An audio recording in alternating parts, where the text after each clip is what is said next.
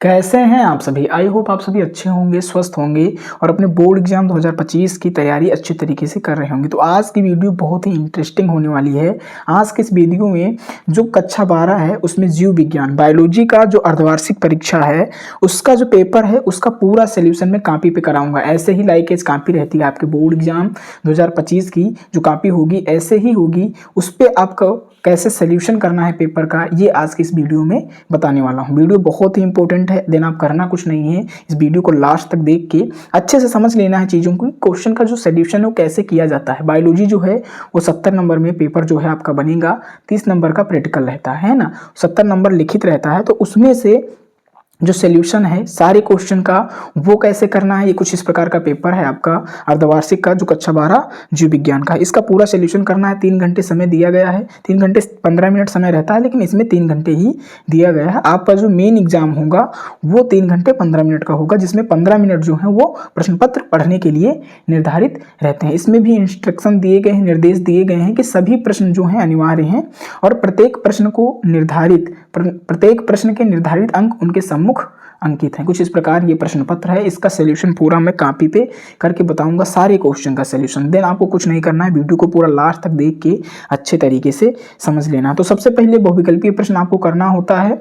तो मैं अगर कहूँ कि आप कैसे एग्जाम में लिखेंगे कॉपी, तो एग्जाम में कॉपी लिखने का जो सही तरीका है वो आज की इस वीडियो में बताने वाला हूँ, है ना। पूरी कॉपी ऐसे ही रहती है, दोनों तरफ आपको अंडरलाइन लाइन खींच देना है ना, अंडरलाइन करके लिखना है और इस तरीके से आपको हेडिंग डाल देना है। सबसे पहले आप करेंगे बहुविकल्पीय प्रश्न। तो पहला प्रश्न पढ़ो, देखो क्या लिखा है।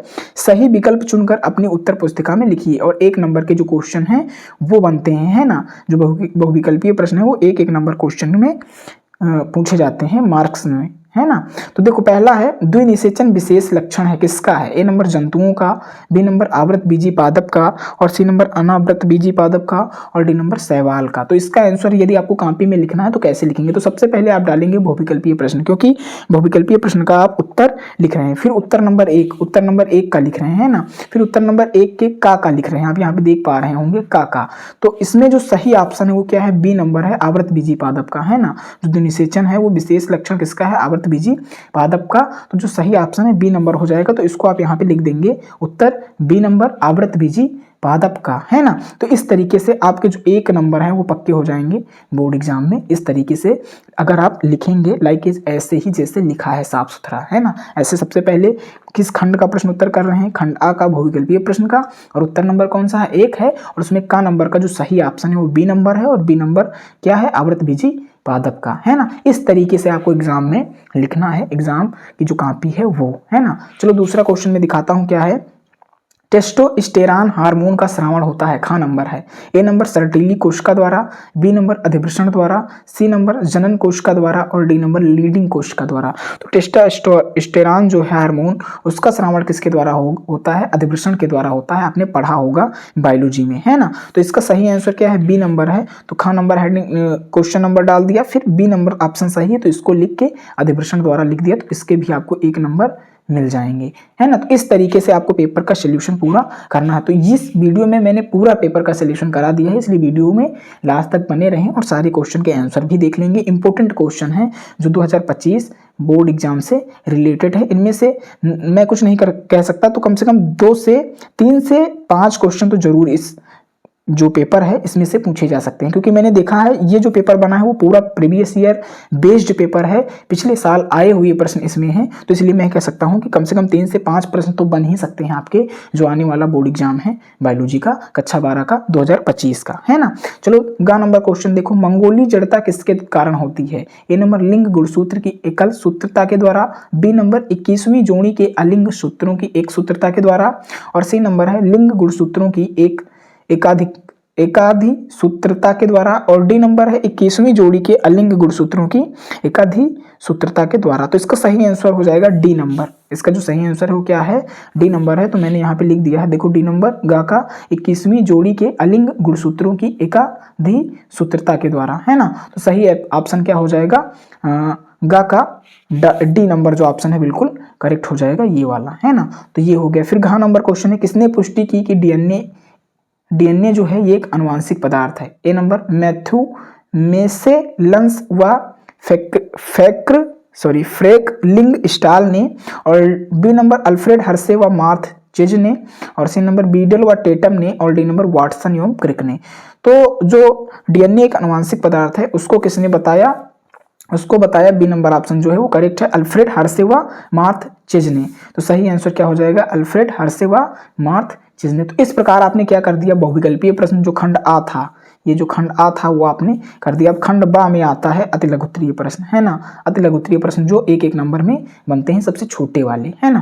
तो इनके क्वेश्चन के आंसर देखो, मैंने हेडिंग डाल दिया अति लघुत्तरीय प्रश्न, क्योंकि इसका ही सोल्यूशन अब हम आगे करने वाले हैं। फिर 2 नंबर है ना, उत्तर नंबर 2 लिखेंगे, तो उत्तर नंबर 2 लिख दिया, और 2 का नंबर पहले करेंगे, तो का यहाँ पे मैंने लिख दिया है। क्या है क्वेश्चन, लैंगिक जनन का अध्ययन किसने किया। तो लैंगिक जनन का अध्ययन किसने किया, देखो लैंगिक जनन का अध्ययन सबसे पहले कैमेरियन ने 1699 ईस्वी में किया था। तो ये उत्तर नंबर 2 का जो का वाला है उसका सही आंसर है, 1 नंबर में जो प्रश्न बना है। चलो नेक्स्ट खा नंबर में क्वेश्चन दिखाता हूं। खा नंबर क्या है, देखो दूसरा का जो खा नंबर है वो क्या प्रश्न है, लैंडिंग कोशिकाओं के क्या कार्य हैं, है ना, लैंडिंग कोशिकाओं के क्या कार्य हैं। तो इसका उत्तर देखो, लैंडिंग कोशिकाओं के कार्य, हेडिंग डाल देंगे आप, और इस तरीके से साफ सुथरा लिखेंगे, थोड़ा कॉपी जो है अच्छे तरीके से प्रेजेंट करेंगे, अंडरलाइन करके हेडिंग वगैरह को, है ना, लाइन वगैरह खींच के। इस तरह खा नंबर लिख रहे हैं, दूसरा का खा, तो यहाँ पे 2 का खा भी लिख सकते हैं इस तरीके से, 2 का खा। इससे एग्जामिनर को ढूंढने में ज्यादा परेशानी नहीं होगी, वो क्वेश्चन का आंसर तुरंत पहचान जाएगा कि ये इस क्वेश्चन का आंसर है। और जितना कोशिश हो सके थोड़ा बड़ा लिखने की कोशिश कीजिएगा, थोड़ा गैप करके लिखने की कोशिश कीजिएगा। गैप करने का मतलब थोड़ा स्पेस होना चाहिए, ऐसा नहीं कि एकदम सब सटे हुए वर्ड लिखे हैं तो आपने एक ही लाइन में सारा उत्तर लिख दिया 1 नंबर वाले क्वेश्चन का, है ना। थोड़ा स्पेस देके लिखिएगा, इससे कॉपी भी भरेगी आपकी। तो लैंडिंग कोशिकाओं के क्या कार्य हैं, तो देखो लैंडिंग कोशिकाओं के निम्न कार्य हैं, इस प्रकार आप लिखेंगे। भले क्वेश्चन 1 नंबर में पूछे, लेकिन आपको सिस्टमेटिक वे में लिखना है, सही तरीके से लिखना है ना। क्वेश्चन क्या पूछा, लैंडिंग कोशिकाओं के क्या कार्य हैं, तो मैंने लिखा लैंडिंग कोशिकाओं के कार्य, हेडिंग डाल दिया। फिर लैंडिंग कोशिकाओं के निम्न कार्य हैं, इस प्रकार मैंने लिख दिया। और ये क्वेश्चन कितने नंबर में पूछा गया है, 1 नंबर में ही पूछा गया है, लेकिन फिर भी सिस्टमेटिक वे में लिखना है, ऐसा नहीं एक ही लाइन में 1 नंबर वाले उत्तर को लिख के आते हैं तो फुल मार्क्स नहीं दिए जाएंगे आपको, समझ रहे हैं। तो पहला इसका क्या कार्य है, ये कोशिकाओं या वृषण की अंतरालीय कोशिकाओं शुक्रजनक नलिकाओं के बाहरी क्षेत्र में पाई जाती है ना। तो पहला ये कार्य है, ये कहाँ पाई जाती हैं, है ना। फिर दूसरा है, ये कोशिकाएं एंड्रोजन नामक पुरुष वृषण हार्मोन का उत्पादन करते हैं। तो ये 2 प्रमुख कार्य थे, इससे रिलेटेड थे लैंगिक कोशिकाओं से, है ना। तो सही ऑप्शन जो है, जो सही उत्तर है वो यही हो जाएगा। तो उत्तर नंबर दूसरा का जो खा है, आपने लैंडिंग कोशिकाओं के क्या कार्य हैं, आई होप आपको समझ में आया होगा। चलो ग नंबर क्या है, जनसंख्या विस्फोट किसे कहते हैं। दूसरा का जो ग नंबर है, जनसंख्या विस्फोट किसे कहते हैं, तो इसका उत्तर देखो, जनसंख्या विस्फोट किसे कहते हैं, तो इसका उत्तर मैंने लिख दिया है। जनसंख्या विस्फोट का मतलब किसी देश या क्षेत्र की आबादी में अचानक और तेजी से बढ़ोतरी होना है ना। जनसंख्या विस्फोट क्या है, जो पॉपुलेशन है उसका बढ़ना क्या है। जनसंख्या विस्फोट का मतलब ये होता है किसी देश या क्षेत्र की आबादी में अचानक और तेजी से जो बढ़ोतरी होती है उसे जनसंख्या विस्फोट कहते हैं। तो ये 1 नंबर में क्वेश्चन पूछा गया था। नेक्स्ट जो क्वेश्चन है घ नंबर, वो क्या है, डाउन सिंड्रोम से क्या अभिप्राय है। ये 1 नंबर का क्वेश्चन है, दूसरा का घ नंबर, है ना। तो इसका आंसर भी आप देख सकते हैं, दूसरा का घ। डाउन सिंड्रोम की परिभाषा यहाँ पे लिखी हुई है, तो डाउन सिंड्रोम के बारे में पढ़ लो। डाउन सिंड्रोम के कारण चेहरे के अलग बनावट और स्वरूप, बौद्धिक विकलांगता और विकासात्मकता विलंबता हो जाती है, मतलब देरी हो जाती है कह सकते हो, है ना। तो ये डाउन सिंड्रोम एक आनुवंशिक रोग है ना। नीचे लिखा हुआ है, डाउन सिंड्रोम एक आनुवंशिक विकार या रोग है जो असामान्य कोशिका विभाजन के परिणाम स्वरूप अतिरिक्त आनुवंशिक गुणसूत्र क्रोमोसोम 21 से बनता है। तो डाउन सिंड्रोम के बारे में आई होप आपको क्लियर हो गया होगा, है ना। डाउन सिंड्रोम एक आनुवंशिक विकार है या रोग है जो असामान्य कोशिका विभाजन के परिणाम स्वरूप अतिरिक्त आनुवंशिक गुणसूत्र क्रोमोसोम 21 से बनता है। तो ये हो गया क्या, घ नंबर क्वेश्चन, किसका, दूसरा का घ नंबर। नेक्स्ट क्वेश्चन में दिखाता हूं आपको।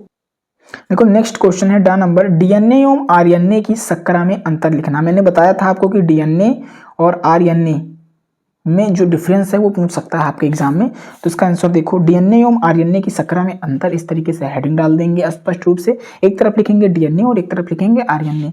और कम से कम अगर ये 2 नंबर देखो यहाँ पे तो 1 ही नंबर में पूछा गया है, लेकिन अगर 1 या 2 नंबर में पूछा जाता है तो कम से कम 3 अंतर तो जरूर आप लिखें डीएनए और आरएनए के बीच में, है ना। देखो पहला अंतर मैंने लिखा है, डीएनए में संकरा का नाम डीऑक्सीराइबोज होता है ना। डीएनए का जो संकरा पाया जाता है डीएनए में वो डीऑक्सीराइबोज होता है, और आरएनए में जो संकरा है उसका नाम राइबोज होता है ना। तो ये पहला डिफरेंस है आरएनए और डीएनए में, है ना, डीएनए या आरएनए में। दूसरा क्या डिफरेंस है, दूसरा डिफरेंस आप लिखेंगे डीएनए एक द्विरज्जुक अणु है, द्विरज्जुक अणु जो है वो डीएनए है, तो ये दूसरा अंतर है। और आरएनए एकल रज्जुक अणु है ना। आरएनए क्या है, इन दोनों के बीच क्या डिफरेंस है, डीएनए जो है वो द्विरज्जुक अणु है और आरएनए जो है वो एकल रज्जुक अणु है। तो आई होप ये दूसरा क्या है डिफरेंस है, समझ में आपको आया होगा। तीसरा डिफरेंस क्या लिखेंगे, डीएनए क्षारीय परिस्थितियों में अस्थायी रहता है। अस्थायी का मतलब स्थित रहता है, कह सकते हो स्थिर रहता है। तो डीएनए एवं क्षारीय, जो डीएनए है वो क्षारीय परिस्थितियों में स्थायी रहता है और आरएनए क्षारीय परिस्थितियों में स्थिर नहीं रह सकता, है ना, स्थिर जो है वो नहीं रह सकता। तो ये तीन डिफरेंस मैंने बता दिया कि इसमें डीएनए एवं आरएनए की सकरा में जो क्वेश्चन दूसरा का अंगा नंबर था। तो आई होप आपको क्लियर हो गया होगा ये सारे क्वेश्चन के आंसर। आप कॉपी पेन लेके लिख भी लेंगे। यदि आपको इसका पीडीएफ चाहिए देन आप कमेंट करेंगे, मैं पीडीएफ का जुगाड़ बताऊंगा कि आपको पीडीएफ कहाँ मिलेगी इस कॉपी का या इस पेपर का। अगर आपको पीडीएफ चाहिए देन आप कमेंट करेंगे इस वीडियो के नीचे, है ना। चलो नेक्स्ट मैं दूसरा पार्ट दिखाता हूँ, लघु उत्तरीय प्रश्न। फर्स्ट में जो पहला प्रश्न है तीसरा का नंबर है, द्विनिषेचन को परिभाषित कीजिए। तो आप यहाँ देख सकते हैं ये है क्वेश्चन, लघु उत्तरीय प्रश्न फर्स्ट है, तो आपने हेडिंग डाल दिया लघु उत्तरीय प्रश्न फर्स्ट का हेडिंग। अब उत्तर नंबर कौन सा है, 3 है, तो 3 उत्तर नंबर डाल दिया। और 3 का जो का है द्विनिषेचन को परिभाषित कीजिए। तो देखो द्विनिषेचन हेडिंग आपने डाल दी। अब इसका जो आंसर है वो आप लिखेंगे। तो कैसे लिखेंगे, सत्य निषेचन और त्रिसंलयन को सम्मिलित रूप से दोहरा निषेचन कहते हैं। दोहरा निषेचन को ही द्विनिषेचन, ये दो तरीके से बन सकते हैं। यदि इनको द्विनिषेचन या दोहरा निषेचन कहते हैं, है ना, दोहरा निषेचन, ये दोनों एक ही हैं, द्विनिषेचन या दोहरा निषेचन एक ही है। तो आप क्या होंगे, कंफ्यूज नहीं होंगे। तो इसमें क्या लिखा, सत्य निषेचन और त्रिसंलयन को सम्मिलित रूप से दोहरा निषेचन या द्विनिषेचन कहते हैं। इसकी खोज एस.जी. नाउस्चिन ने सन 1898 ईस्वी में की थी। द्विनिषेचन या दोहरा निषेचन की जो खोज है वो एस.जी. नाउस्चिन ने सन 1898 ईस्वी में की थी। देखो दोहरा निषेचन या द्विनिषेचन की जो पूरी प्रोसेस है वो क्या है उसको समझ लो। तो सबसे पहले सत्य निषेचन जो साइनोगामी है और त्रिसंलयन ट्रिपल फ्यूजन है, वो इन दोनों के क्या है, देखो ना, सत्य निषेचन और त्रिसंलयन को जब सम्मिलित रूप से मिला दिया जाता है, दोनों को आपस में मिला दिया जाता है, तब दोहरा निषेचन उस प्रक्रिया को कहते हैं ना। दोहरा निषेचन में 2 प्रक्रियाएं होती हैं, सत्य निषेचन साइनोगामी और त्रिसंलयन ट्रिपल फ्यूजन। ये इंपॉर्टेंट क्वेश्चन है जो board exam 2025 class 12th biology के पेपर में पूछा जा सकता है ना। तो इसको भी आप पढ़ लेंगे अच्छे से। तो सत्य निषेचन साइनोगामी में क्या होता है, एक नर युग्मक होता है जिसका संलयन किससे होता है, मादक युग्मक या अंडकोशिका से, जो क्या होता है, अगुणित होता है, यन होता है ना। तो ये दोनों संलयन करके आपस में निर्माण क्या करते हैं, जाइगोट टू यन या युग्मनज का निर्माण करते हैं। और ये युग्मनज जाइगोट विकसित होकर भ्रूण के रूप में, एम्ब्रियो के रूप में क्या होता है, विकसित होता है। तो ये हो गया सत्य निषेचन साइनोगामी। त्रिसंलयन में देखो ट्रिपल फ्यूजन में क्या होता है, दूसरा जो नर युग्मक होता है वो संलयन करता है द्वितीयक केंद्रक से, जो ट्वियन होता है, द्विगुणित होता है ना। इन दोनों के संलयन से निर्माण किसका होता है, प्राथमिक भ्रूणपोष केंद्रक का 3n का, और ये विकसित होकर आगे भ्रूणपोष 3n का निर्माण कराते हैं। तो ये कुछ हो गया द्विनिषेचन की आपकी परिभाषा जो 2 नंबर में पूछी गई थी, आप पेपर देख सकते हैं। तीसरा का है द्विनिषेचन को परिभाषित कीजिए, जो 2 नंबर में पूछा गया। तो अगर आप इस तरीके से लिख के आते हैं देन किसी की हिम्मत नहीं है कि वो नंबर जो है वो आपका काट ले, है ना। तो इस तरीके से आपको काफी अच्छे तरीके से लिख के आना है। चलो नेक्स्ट मैं आपको दिखाता हूँ कि नेक्स्ट आपका क्या है। फिर तीसरा का जो खा नंबर क्वेश्चन है, यहाँ पे आप देख सकते हैं तीसरा का जो खा नंबर है, निषेचन से आप क्या समझते हैं, ये पूछा गया है, 2 नंबर में क्वेश्चन बना है। तो इसका उत्तर देखेंगे, 3 का खा हेडिंग डाल दिया मैंने, निषेचन फर्टिलाइजेशन। अब ये क्या है इसको मैं समझा दे रहा हूँ। नर एवं मादा युग्मकों के संलयन को निषेचन कहते हैं। नर और मादा युग्मक का जो संलयन होता है उस प्रक्रिया को निषेचन कहते हैं। इसे सर्वप्रथम स्ट्रासबर्गर ने 1884 में बताया था। निषेचन के बारे में स्ट्रासबर्गर ने 1884 ईस्वी में बताया था। अथवा में दूसरी अगर डिफिनेशन आपको लिखनी है तो दूसरी डिफिनेशन आप क्या लिख सकते हैं, शुक्राणु एवं अंडाणु के संलयन के फलस्वरूप द्विगुणित जाइगोट या युग्मनज का निर्माण होता है। इस प्रक्रिया को निषेचन कहते हैं। अथवा दूसरी परिभाषा क्या लिख सकेंगे आप, शुक्राणु एवं अंडाणु के संलयन के फलस्वरूप द्विगुणित जाइगोट या युग्मनज का निर्माण होता है। इस प्रक्रिया को हम निषेचन कहते हैं। आप यहाँ देख सकते हैं शुक्राणु जो है अगुणित है और अंडाणु भी अगुणित है। इन दोनों के संलयन से जाइगोट या युग्मनज का निर्माण होता है ना। जाइगोट या युग्मनज का निर्माण होगा जो 2n होगा, यहाँ पे 2n लिख सकते हैं आप, समझ रहे हैं। तो ये हो गया कुछ प्रोसेस किसका, फर्टिलाइजेशन निषेचन का। कि निषेचन के बारे में यदि आपको 2 नंबर में पूछा जाता है तो आप इतना लिख के आते हैं, देन किसी भी एग्जामिनर की हिम्मत नहीं कि वो आपका नंबर काट सके, है ना। तो फर्टिलाइजेशन निषेचन के बारे में अगर 2 नंबर में पूछता है तो इतना आप लिख सकते हैं। एक पेज में कम से कम 2 नंबर वाले क्वेश्चन लिखेंगे। आपको एक इंपॉर्टेंट चीज ये बता दें, अगर आपसे क्वेश्चन 1 नंबर में पूछता है तो कम से कम आधा पेज लिखें, आधा पेज, है ना। अगर 2 नंबर में पूछता है तो पूरा पेज लिखें, पूरा 1 पेज। और अगर 3 नंबर में क्वेश्चन पड़ता है तो 1.5 पेज में लिखें, कम से कम 1.5 पेज में। और अगर वो 6 नंबर या 4 नंबर में पूछता है तो कम से कम 2 पेज, समझ रहे हैं। इससे कम तो लिखना ही नहीं है। अगर आप इतना लिख के आते हैं स्पष्ट रूप से साफ सुथरा, तो फुल मार्क्स मिलेंगे। फुल मार्क्स जो हैं वो आपको मिलेंगे बोर्ड एग्जाम 2025 बायो के पेपर में, बायोलॉजी के पेपर में। अंडरस्टैंड, इतनी बात आई होप आपको क्लियर हो गई होगी। तो नेक्स्ट क्वेश्चन क्या है, गा नंबर है परिवार नियोजन किसे कहते हैं। तीसरा का जो गा है उसका आंसर में देखो आपको बता दे रहा हूँ। देखो तीसरा का गा है परिवार नियोजन, तो परिवार नियोजन के बारे में लिखेंगे। ये 2 नंबर में क्वेश्चन बनना है। तो इसके अंतर्गत क्या लिखेंगे, परिवार नियोजन का मतलब है लोगों को यह तय करने की जानकारी, साधन और तरीका देना कि उन्हें बच्चे पैदा करने या नहीं और कब करने हैं, है ना, इसकी जानकारी उनको देना ही परिवार नियोजन के अंतर्गत आता है। परिवार नियोजन का मतलब है कि लोगों को यह तय करने की जानकारी, साधन और तरीका देना कि उन्हें बच्चे पैदा करने हैं या नहीं और कब करने हैं, ये उनको मालूम रहे, है ना। यह एक व्यापक विषय है जिसमें गर्भावस्था को रोकने के लिए गर्भ निरोधक विधियों का इस्तेमाल करना और प्रजनन उपचार शामिल है। परिवार नियोजन का मतलब होता है एक सीमित परिवार, एक कह सकते हैं छोटा परिवार, है ना। तो परिवार नियोजन की प्रक्रिया यही होती है जिसमें लोगों को जानकारी देना होता है और उन संसाधन के बारे में बताना होता है जिससे क्या हो, जो परिवार हो वो नियोजित रहे, बढ़े ना, है ना। तो इस चीज के बारे में जो व्यापक विषय है वो गर्भावस्था को रोकना ही है, मतलब गर्भधारण निषेचन ना होना ही इस नियम का कह सकते हैं। परिवार नियोजन का नियम भी भारत सरकार ने बना रखा है, तो उसके बारे में यहाँ पे हम डिस्कस नहीं कर रहे हैं, केवल 2 नंबर का क्वेश्चन है तो थोड़ी ही चीजें लिखेंगे, 1 पेज में कम से कम एटलीस्ट लिखेंगे ही, है ना। तो ये पूरा प्रोसेस है। फिर आप लिख सकते हैं परिवार नियोजन की विधियां, है ना। परिवार को नियोजित करने की कौन कौन सी विधियां हैं, परिवार का जो बढ़ने की, जो परिवार की संख्या है वो बढ़ने ना पाए उसके लिए कौन कौन सी विधियां हैं। तो इसमें आप लिखेंगे परिवार नियोजन के लिए कई तरह की विधियां उपलब्ध हैं, जैसे कि कंडोम, इसका यूज करेंगे जिससे परिवार नियोजित रहेगा। दूसरा है गर्भ निरोधक गोलियां, ये भी विभिन्न प्रकार की मेडिसिन आती हैं जो गर्भ निरोधक होती हैं। तीसरा क्या है, गर्भ निरोधक इंजेक्शन, टीके भी आते हैं गर्भ निरोधक, है ना, जिनसे क्या होता है परिवार हमारा नियोजित हो सकता है। ये सारी विधियां है ना, क्या करने की, परिवार को नियोजित करने की। IUD कॉपर टी जो है इसका भी इस्तेमाल किया जाता है परिवार नियोजन में, है ना। LAM का भी प्रयोग किया जाता है और आपातकालीन गर्भ निरोधक गोलियां भी बहुत सारी उपलब्ध हैं, मेडिसिन जो हैं उपलब्ध हैं, जिनका प्रयोग करके क्या होता है गर्भावस्था को रोका जा सकता है। फिर महिला और पुरुष की नसबंदी, ये है परमानेंट तरीका, है ना, जो परमानेंट अस्थाई तरीका है।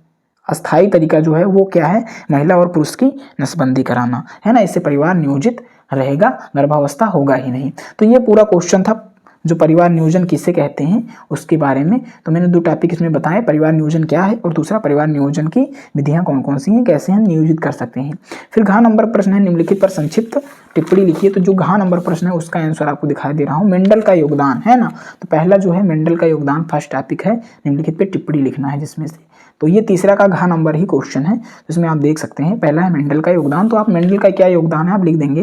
तो मेंडल को आनुवंशिकी का जनक कहा जाता है। आपने पढ़ा होगा कि जो मेंडल हैं उनको आनुवंशिकी का जनक कहा जाता है। उन्होंने मटर के पौधों पर प्रयोग करके आनुवंशिकी के नियमों की खोज की। मेंडल जो हैं वो आनुवंशिकी के जनक माने जाते हैं और उन्होंने क्या किया, मटर के पौधों पर प्रयोग करके आनुवंशिकी के नियमों की जो खोज है वो की। फिर दूसरा जो टॉपिक है वो क्या है, दूसरे टॉपिक है जीनोम। इस पे भी आपको टिप्पणी लिखनी है। तो देखो जीनोम किसी जीव में मौजूद सभी आनुवंशिक सामग्री का एक सेट होता है। क्या होता है, जीनोम जो है वो किसी जीव में मौजूद सभी आनुवंशिक सामग्री का एक सेट होता है। यह डीएनए से बना होता है ना, किससे बना होता है, डीएनए से बना होता है और इसमें किसी जीव के विकास और कार्य करने के लिए जरूरी सभी जानकारी होती है। ये प्रक्रिया किसके अंतर्गत आती है, जीनोम की। तो ये 2 नंबर के क्वेश्चन थे, 1-1 नंबर के 2 थे और इसमें मेंडल का योगदान के बारे में पूछा गया था और जीनोम क्या है, इस पे इन दोनों पे टिप्पणी लिखना था आपको जो एग्जाम में बना था आपके, है ना।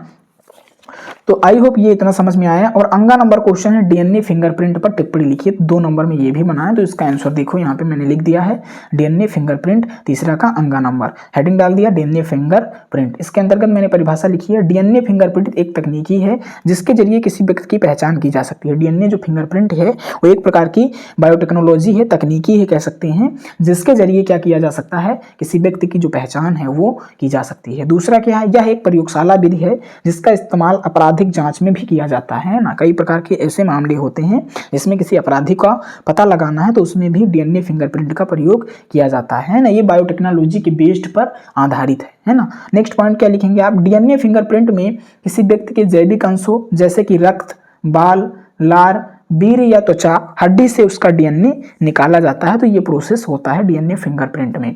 नेक्स्ट आप क्या लिख सकते हैं, डीएनए फिंगरप्रिंट की खोज ब्रिटिश वैज्ञानिक एलेक जेफ्रीज ने वर्ष 1985 में की थी। डीएनए फिंगरप्रिंट की जो खोज है वो ब्रिटिश वैज्ञानिक एलेक जेफ्रीज ने वर्ष 1985 में की थी।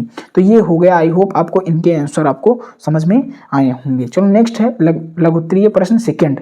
लघुत्तरीय प्रश्न सेकंड में पहला क्वेश्चन है का पर परागण क्या है, इसके लाभ एवं हानियों का वर्णन कीजिए। ये 3 नंबर में क्वेश्चन बना है। तो इसका जो उत्तर है मैं आपको दिखाई दे रहा हूं कैसे आपको लिखना है। तो इसका उत्तर आप देखिए, सबसे पहले आप हेडिंग डाल देंगे लघु उत्तरीय प्रश्न सेकंड, फिर उत्तर नंबर 4 में पूछा गया है, आप देख सकते हैं यहाँ पे उत्तर नंबर 4 में, तो 4 का जो का नंबर है वो डाल देंगे और इसमें पर परागण लिखेंगे। सबसे पहले हेडिंग डालेंगे, तो जब एक पुष्प के पर परागण क्या है उसके बारे में आप लिख देंगे। जब एक पुष्प के परागण समान जाति के दूसरे पादपों के पुष्पों के वर्तिकाग्र या दूसरी जात के पादपों के पुष्पों के वर्तिकाग्र पर पहुंचते हैं तो यह प्रक्रिया पर परागण कहलाती है। तो पर परागण क्या है, आई होप आपको क्लियर हो गया होगा कि जब एक पुष्प के परागकण समान जाति या दूसरे पादपों के पुष्पों के वर्तिकाग्र या दूसरी जात के पादपों के पुष्पों के वर्तिकाग्र पर पहुंचते हैं तो इस प्रक्रिया को पर परागण हम कहते हैं। तो ये हो गया पर परागण। फिर नेक्स्ट जो है इसी में पूछा है कि इसके लाभ एवं हानि। तो सबसे पहले हम पर परागण के लाभ देखेंगे कि पर परागण के लाभ कौन कौन से हैं।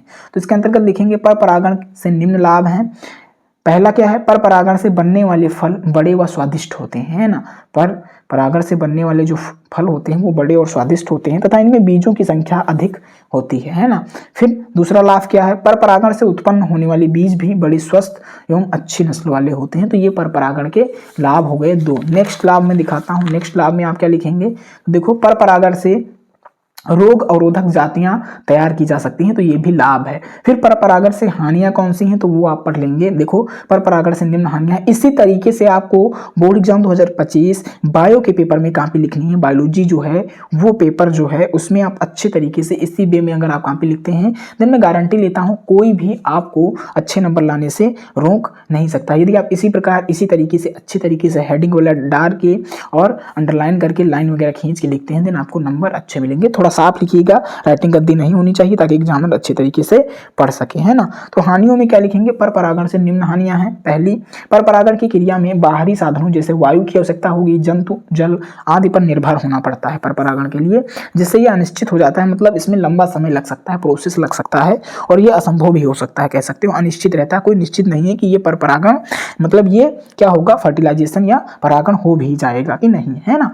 तो ये कारण है। फिर दूसरा हानि क्या है, पर परागण के लिए पुष्पों को एक दूसरे पर निर्भर होना पड़ता है। जो पर परागण है उनको पुष्पों जो है वो एक दूसरे पुष्पों पे निर्भर होना पड़ता है, तो ये दूसरी हानि है। तीसरी हानि है, पर परागित बीज सदैव संकर होते हैं, और जो पर परागित बीज होते हैं वो सदैव क्या होते हैं, संकर होते हैं। तो ये तीसरी हानि है। चौथी हानि क्या है, पर परागण में पुष्पों को रंग, मकरंद और सुगंध उत्पन्न करना पड़ता है, जिससे बहुत अधिक समय लगता है। क्यों इसमें रंग और मकरंद क्यों उत्पन्न करना पड़ता है, क्योंकि जो कीट हैं वो आकर्षित हों, इससे परागण संभव हो पाए, इसलिए क्या होता है, इसलिए रंग और मकरंद जो है सुगंध उत्पन्न करना आवश्यक हो जाता है पर परागण से, पर परागण में जब हमको परागण कराना होता है तब। तो ये हो गया आपका चौथा का क नंबर क्वेश्चन। अब चौथा का ख नंबर IVF तकनीकी को देखते हैं। संक्षिप्त में टिप्पणी लिखिए, 3 नंबर में क्वेश्चन है, तो इसका आंसर मैं आपको समझाए दे रहा हूँ कि IVF तकनीकी जो है वो क्या है। तो इसका उत्तर आप देख सकते हैं यहाँ पे 4 का ख नंबर है IVF तकनीकी। तो इसमें आप पहले लिखेंगे IVF सहायक प्रजनन तकनीकी ART का एक मुख्य रूप है ना, जो सहायक प्रजनन तकनीकी है IVF।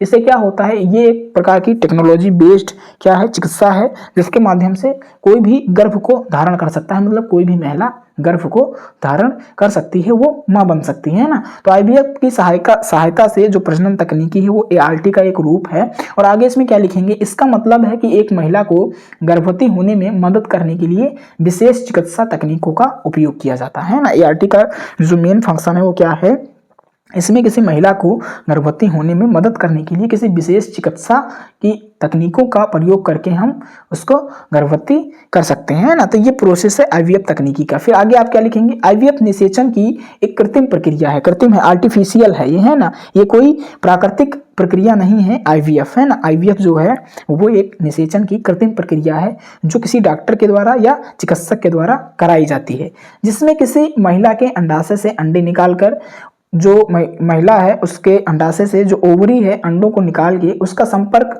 द्रव माध्यम में शुक्राणुओं से शरीर के बाहर किसी पात्र में, अन्य पात्र में कराया जाता है ना।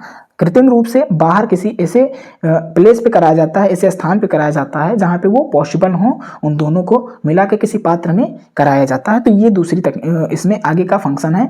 नेक्स्ट क्या है, इसके बाद निषेचित अंडे को महिला के गर्भाशय में स्थापित कर दिया जाता है या रख दिया जाता है कह सकते हैं, और इस तरह गर्भ नलिकाओं का उपयोग नहीं होता है। इस प्रोसेस में किसी भी गर्भ नलिकाओं का प्रयोग जो है वो नहीं होता। आगे क्या लिखेंगे, यह महिलाओं में कृत्रिम गर्भाधान की सबसे प्रभावी तकनीकी मानी जाती है, और ये जो तकनीकी है काफ़ी महंगी पड़ जाती है ना, महंगी पड़ जाती है, इसलिए ये जो है वो महंगी पड़ जाती है। ये सारा प्रोसेस होता है चिकित्सक के द्वारा, इसलिए ये IVF तकनीकी महंगी हो जाती है। तो आई होप आपको समझ में आया होगा। ये एक ऐसी तकनीकी है जिसके माध्यम से IVF एक ऐसी तकनीकी है जिसके माध्यम से किसी महिला को गर्भधान में क्या किया जा सकता है कह सकते हैं आप, है ना, प्रयोग किया जा सकता है, ऐसी ये तकनीकी है। तो ये हो गया चौथा का ख नंबर जो क्वेश्चन है। आई होप आपको क्लियर हो गया होगा चौथा का ख नंबर IVF तकनीकी पर संक्षिप्त टिप्पणी। नेक्स्ट है ग नंबर, मधुमक्खियों में लिंग निर्धारण जो है वो कैसे होता है। आई होप आपको समझ में नहीं आया होगा, तो इसका आंसर मैं बता दे रहा हूँ। मधुमक्खियों में लिंग निर्धारण की क्रिया विधि को समझाइए, चौथा का ग नंबर। तो चौथा का ग नंबर का आंसर आप देख सकते हैं यहाँ पे, ऐसे आप कुछ लिखेंगे, मधुमक्खियों में लिंग निर्धारण, हेडिंग डाल देंगे और इसमें लिखेंगे मधुमक्खियों में लिंग निर्धारण की प्रक्रिया इस प्रकार है। पहले लिखेंगे मधुमक्खियों में लिंग निर्धारण अंडों के निषेचन या गैर निषेचन से होता है ना। अंडों के निषेचन या गैर निषेचन से जो लिंग निर्धारण की प्रक्रिया है मधुमक्खियों में वो हो जाता है। फिर लिखेंगे, आगे लिखेंगे मधुमक्खियों में लिंग निर्धारण पूरक लिंग निर्धारक जीन की एक एलीलिक अवस्था पर निर्भर करती है ना। मधुमक्खियों में जो लिंग निर्धारण है वो पूरक लिंग निर्धारक जीन की एलीलिक अवस्था पर निर्भर करती है। नेक्स्ट लाइन में आप क्या लिखेंगे, मधुमक्खियों में CSD के लिए विषमयुग्मी व्यक्ति मादा होते हैं, है ना। मधुमक्खियों में अगर लिंग निर्धारण करना है तो उसमें जो CSD होते हैं वो विषमयुग्मी के लिए जो व्यक्ति होते हैं वो मादा होते हैं, मतलब फीमेल होती है। फिर मधुमक्खियों में CSD के लिए समयुग्मी जो व्यक्ति होते हैं वो मेल होते हैं, नर होते हैं, है ना। तो विषमयुग्मी जो होंगे वो मादा होंगे और समयुग्मी जो होंगे वो नर होंगे, मेल होंगे। फिर मधुमक्खियों में मादा मधुमक्खी में 32 गुणसूत्र होते हैं और जबकि नर मधुमक्खी में 16 गुणसूत्र होते हैं। तो ये मधुमक्खियों के लिंग निर्धारण का पार्ट है। फिर नेक्स्ट मधुमक्खियों में नर का विकास अगुणित अंडाणुओं से और अनिषेक जनन द्वारा होता है। तो ये कुछ प्रक्रियाएं थी जो मधुमक्खियों के लिंग निर्धारण में सहायक थी। तो चौथा का जो ग नंबर क्वेश्चन था वो आपको समझ में आया होगा। और चौथा का घ नंबर जो क्वेश्चन है वो मैं समझाता हूँ। ये प्रोटीन संश्लेषण में RNA का क्या योगदान है ना। तो प्रोटीन संश्लेषण में RNA का क्या योगदान है, इसका आंसर आप देख सकते हैं। चौथा का घ नंबर है प्रोटीन संश्लेषण में RNA का योगदान। अब आप इसका आंसर लिखेंगे, प्रोटीन संश्लेषण में RNA का जो योगदान है वो निम्न प्रकार से है।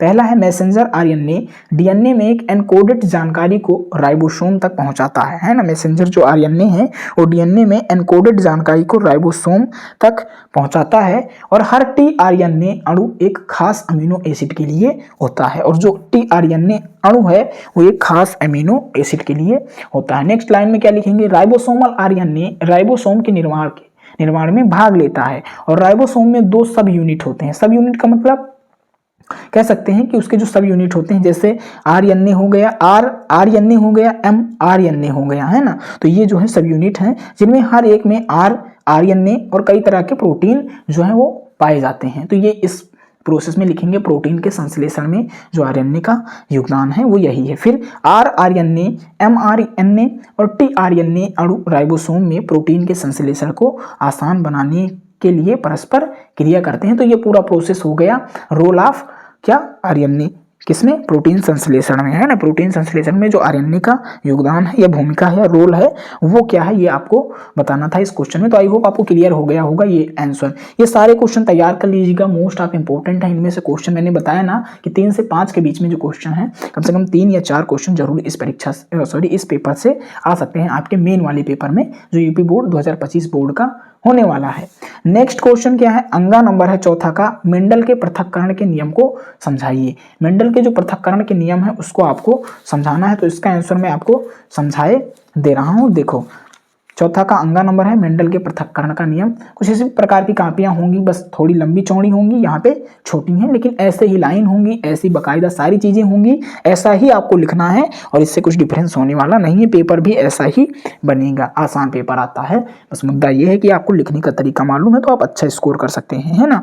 तो मेंडल के पृथक्करण का नियम लिखेंगे। मेंडल का जो पृथक्करण का नियम है वो ग्रेगर मेंडल अनुवांशिकी के क्षेत्र में अपने अध्ययन के लिए प्रसिद्ध है ना। और पृथक्करण का नियम बताने वाले पहले व्यक्ति थे। मेंडल जो है वो पृथक्करण का जो प्रथम नियम है वो बताने वाले पहले व्यक्ति थे। यह नियम कहता है कि प्रत्येक जीन की 2 प्रतियों वाले माता पिता में किसी एक के बच्चे में पारित होने के लिए यादृच्छिक रूप से चुने जाने की समान संभावना होती है। तो ये मेंडल के पृथक्करण का नियम है, जिसमें उदाहरण की बात की जाए तो आर जो है वो लाल है, स्मॉल आर सफेद है, और ये जो है F1 संकर लाल है, और कैपिटल आर और आर जो है इसका अगर संकरण कराया जाए तो कैपिटल आर बनता है, फिर आर कैपिटल आर, फिर आर स्मॉल बनता है। और इसमें क्या होगा, ये दोनों मल्टीप्लिकेशन करके क्या बनाएंगे, आर हो जाएगा और ये वाला स्मॉल आर हो जाएगा जो F2 है ना। युग्मकों के शुद्धता का नियम भी पृथक्करण के नियम को कहा गया बाद में। तो ये चौथा के अंगा हो गए।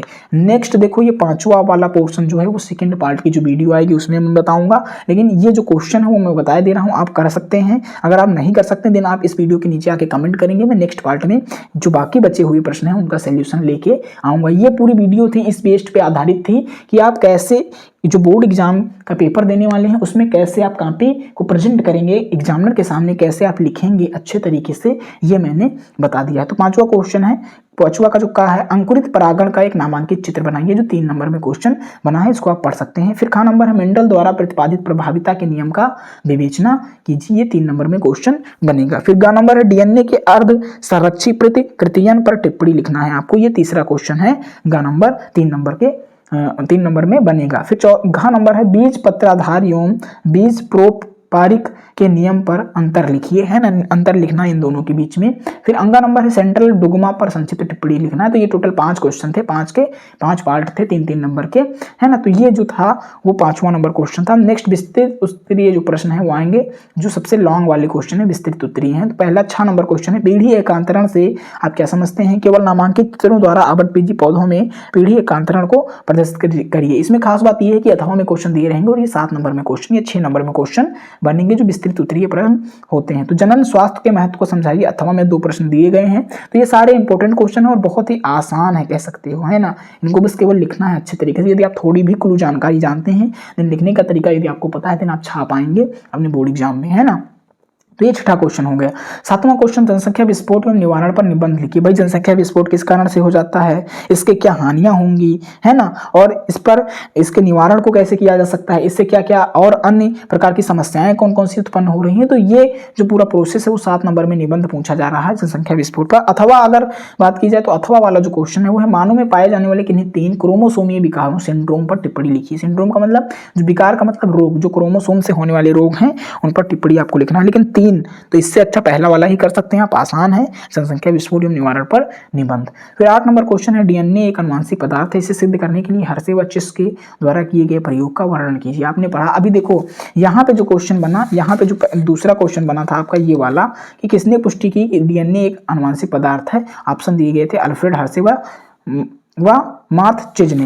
तो आपको अगर नहीं पता था तो इसीलिए कहते हैं जो 15 मिनट आपको पढ़ने के लिए पेपर दिए जाते हैं वो इसलिए दिए जाते हैं ताकि आप पेपर को पढ़ के अच्छे से समझ लें। देखो डीएनए एक अनुवांशिक पदार्थ है, इसे सिद्ध करने के लिए हर्षे व चिस का, इससे पता चलता है कि जो सही ऑप्शन है इस वाले क्वेश्चन का जो इस वाले क्वेश्चन का जो सही आंसर है वो क्या हो जाता है, अल्फ्रेड हर्शे व मार्थ चेज, है ना। इस प्रकार से जो पेपर है उसके बहुविकल्पीय प्रश्न के जो आंसर होते हैं वो उसी पेपर में छिपे रहते हैं। बस तरीका ये है कि पेपर को पढ़ के कैसे उसका सोल्यूशन करना है ये आपको आना चाहिए। तो ये पूरा बायोलॉजी का अर्धवार्षिक परीक्षा पत्र था, जिसमें मैंने आपको बता दिया कॉपी में लिख के कि कैसे आपको सोल्यूशन करना है एग्जाम में 2025 बोर्ड एग्जाम, जो बायो का पेपर, बायोलॉजी का पेपर होने वाला है। यदि आप इसी प्रकार सोल्यूशन करके आएंगे अपने बोर्ड एग्जाम में, दिन मैं गारंटी लेता हूं 70 में कम से कम 65 नंबर तो आप अवश्य स्कोर कर लेंगे, यदि आप इस वे में लिख के आते हैं जिस तरीके से मैंने बताया है ना। आई होप आपको ये वीडियो अच्छी लगी होगी, तो कमेंट में बताएं ये वीडियो आपको कैसी लगी। आप नेक्स्ट वीडियो के सब्जेक्ट पे चाहते हैं कि आप इसी तरीके से फिजिक्स केमिस्ट्री पे भी वीडियो चाहते हैं, अंग्रेजी पे भी वीडियो चाहते हैं कि इस तरीके से बताया जाए कि हमें कैसे बोर्ड एग्जाम में कॉपी लिखना है और हमें अर्धवार्षिक परीक्षा का और प्री बोर्ड के जो पेपर हैं उनका सोल्यूशन भी करवा दिया जाए, साथ में मॉडल पेपर का भी सोल्यूशन करवा दिया जाए। तो ये सारी चीजें हो जाएंगी, लेकिन यदि आप कमेंट में बोलेंगे हाँ तभी, है ना, वरना अनावश्यक किसी के पास भी टाइम नहीं है। साथ में ये बताएंगे कि ये वीडियो आपको कैसी लगी, अगर अच्छी लगी तो दोस्तों के साथ भी शेयर करेंगे। और यदि आप चैनल पर नए हैं तो the board coaching YouTube channel को आपको क्या करना है, सब्सक्राइब कर लेना है, क्योंकि यहाँ पे क्लास 10th है ना, क्लास 10th और 12th की जो प्रिपरेशन है बोर्ड एग्जाम, खासकर यूपी बोर्ड की बात की जाए तो उसकी तैयारी जो है बहुत ही अच्छे तरीके से कराई जाती है ना। पिछले 3 सालों से जो प्रिपरेशन है वो अच्छे तरीके से कराई जा रही है। तो 2025 बोर्ड एग्जाम में अच्छा स्कोर करना है then the board coaching YouTube channel से जुड़ सकते हैं। आई होप आप अपनी प्रिपरेशन अच्छी तरीके से करते रहेंगे। तो फिर मिलते हैं नेक्स्ट वीडियो में, तब तक धन्यवाद।